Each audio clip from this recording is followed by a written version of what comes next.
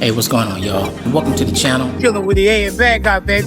Elevate and transform your space. You're not living in no cave, and that's more than a room.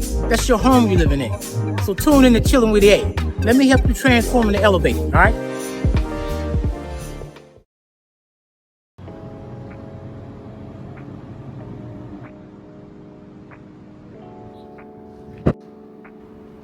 You ever walk into a room and something just feels off?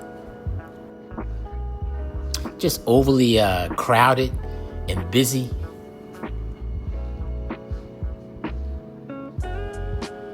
Like someone just went into a store and grabbed the first picture, the first vase, the first set of pillows they saw, and just start filling empty spaces, right? Nothing really connects.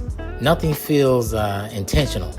You know, your eyes just keep moving around the room, you know, but never really settles on anything. You know, one side feels too heavy, another side feels empty. And even though the room may have, you know, nice furniture, and it still does, but it still don't feel right. And you know, I'm always talking about intentional design, because good design isn't just about filling a room with stuff or impressing people. It's about, you know, creating a feeling, you know, in every space of your apartment, your condo, your home, you know, that you walk into, that you want to feel once you walk into those spaces.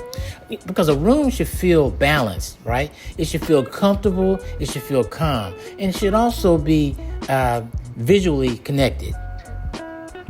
Believe it or not, that's why you feel comfortable and look forward to revisiting that favorite high-end hotel, nicely designed, decorated hotel or resort, you know, that you can't wait to get back to, because the designers in their design philosophy or mindset or intent, you know, created a space, you know, that was nicely balanced, had just the right visual weight. In this picture in my living room, not only is the balance off, so is the visual weight. But watch what happens when balance enters the space. Bam.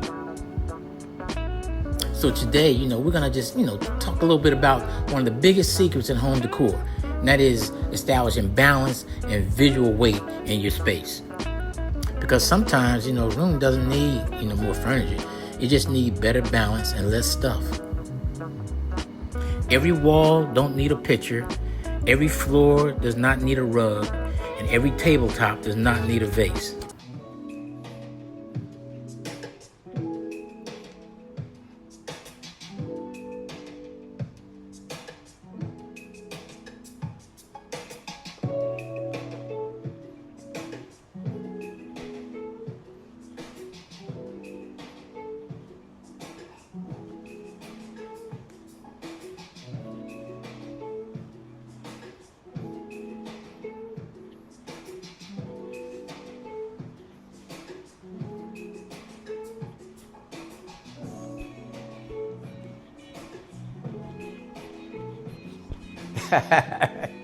Hey, what's going on, everybody? Welcome back.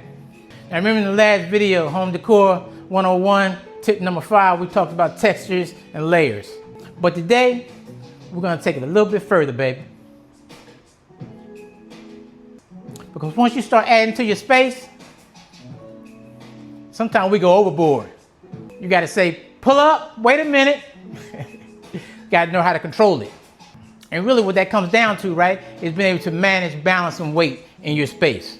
But before we get into that, I have to address a question that I keep getting in my DMs. You know, folks often ask, they say, look, I want to relocate to Bangkok, Thailand. But number one, I'm not retirement age. Number two, I'm not a digital nomad.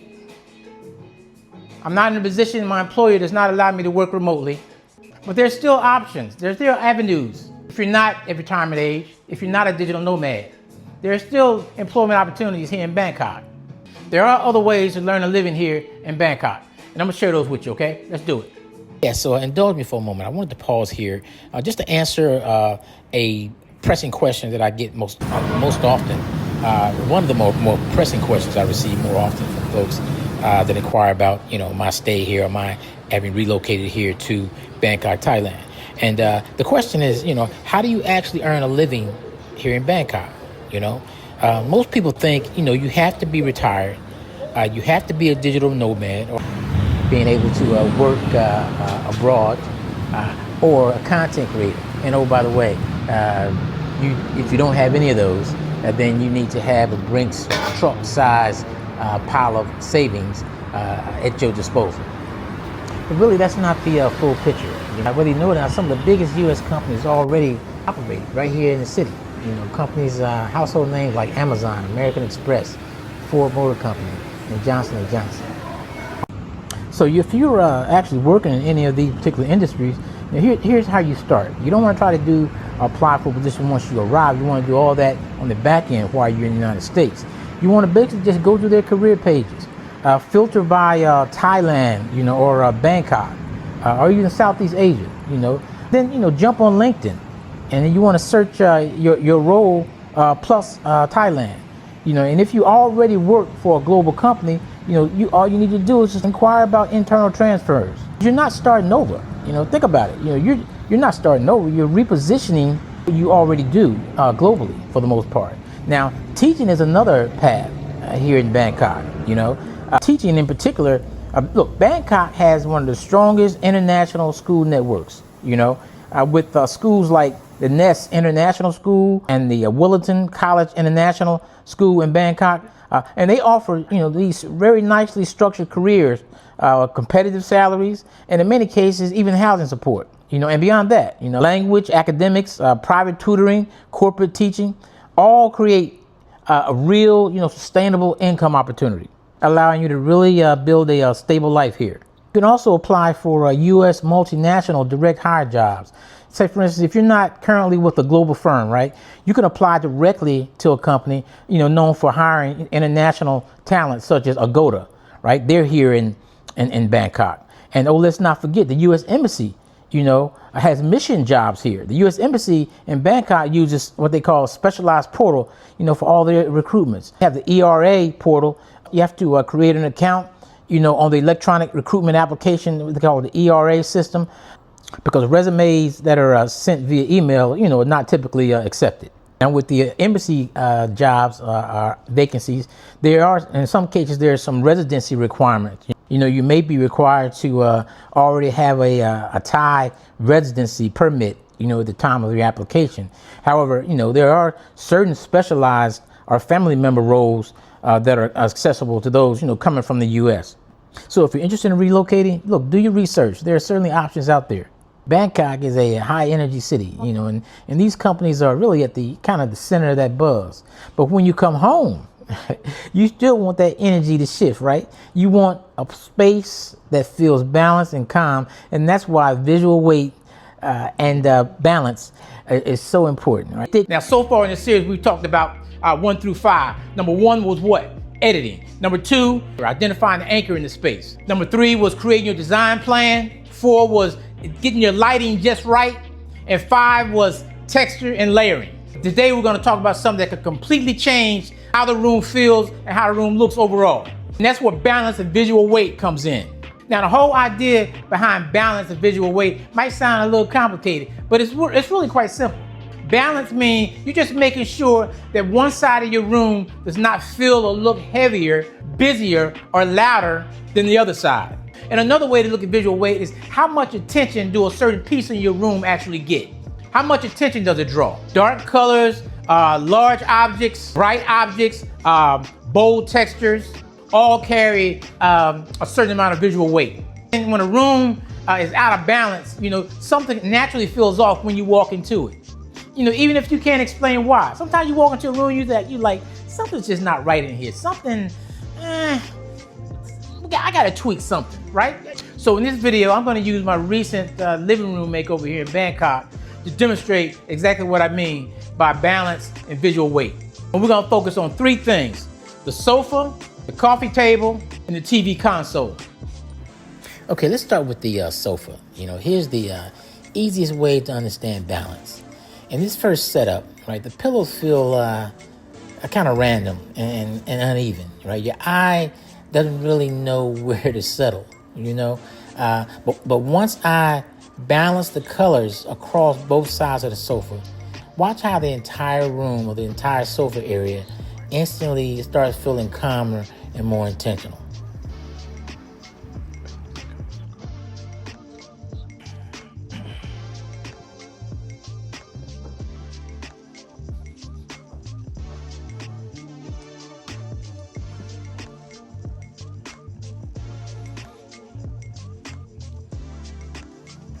Now, notice how the blue pillows really balance each other. They serve as like bookends for the other colors. And all of these are natural colors in nature.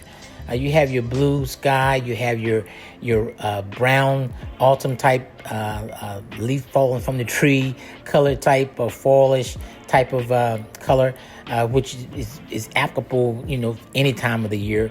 And you also have your deep green, right? That olive green, which brings a lot of life and energy into a space and calmness.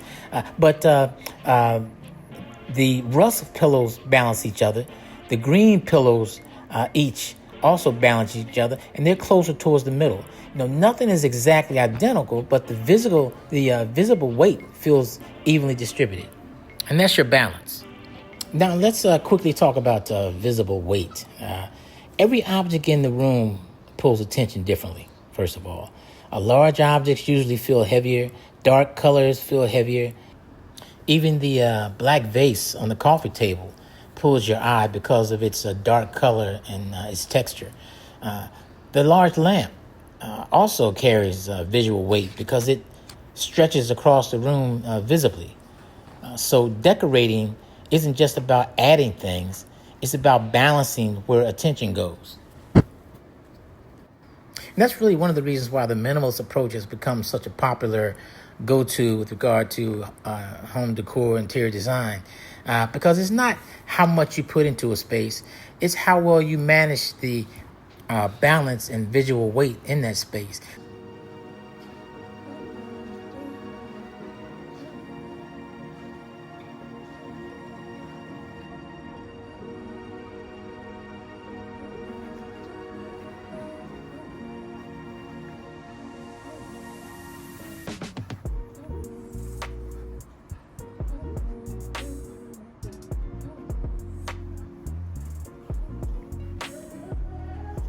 Now let's look at the TV console.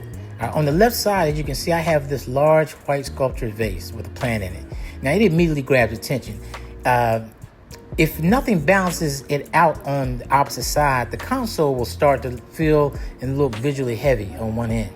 So instead of adding another large vase, which would have been overkill, I balanced it with a stack of books on the opposite side, as you can see. Now the books are smaller, but because of their bright color and bold shape, they still help balance the overall look. This is what designers call asymmetrical balance. That's when the objects are different, but the room still feels balanced. Now, if you look at the coffee table, one mistake people make is either putting too much on the coffee table or almost nothing at all. What I like to do is create a kind of a balance using groups. And here I've used the Tom Ford book, the vase, and the tray decor piece to create a kind of visual movement. Notice, your eye naturally moves, around the table instead of stopping in one spot. That's what balance does. It helps guide the eye comfortably through the room.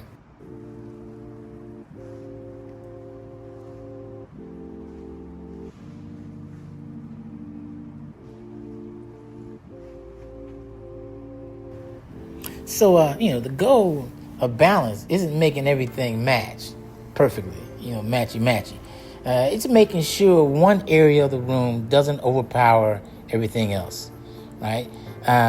When balance and visual weight are done correctly, a room feels calmer, more elevated, and more intentional. And honestly, that's one of the biggest differences between a room that simply has furniture and a room that actually feels intentional. So I hope you liked the video. If you received any benefit whatsoever, I appreciate if you would like, subscribe, hype, and I'll see you guys in the next episode of Home Decor 101, where we're going to be tapping in to step or tip number 7, okay?